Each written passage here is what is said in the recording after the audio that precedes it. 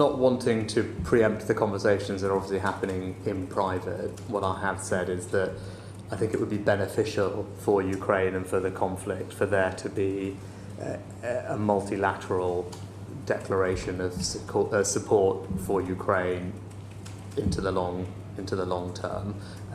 There are various different shapes and forms that can take. Those conversations are happening. The purpose of that declaration, assuming it can be something that gathers broad support, is to demonstrate that support for Ukraine will be in place for the long term. I think that will send a strong signal to Putin that his efforts are in vain, and ultimately he should recognise that we, the coalition of the willing, who are defending principles of territorial integrity and the UN Charter, are not going to go away, and will continue to give Ukraine the support it needs and the means to defend itself against current and future aggression. But so those conversations are ongoing.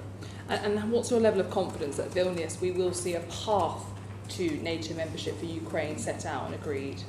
Again, those conversations are ongoing. As you all know, NATO is a consensus organisation, and so we're having those conversations with our partners. You know, what's very clear, I've said previously in the past that Ukraine's rightful place is in NATO, but the alliance works by consensus, so we will have to work together with our allies. But there are things that we are already doing that will help Ukraine on that journey, notably increasing the interoperability of capabilities, the training of Ukrainian troops to NATO standards, and the provision of NATO standard equipment.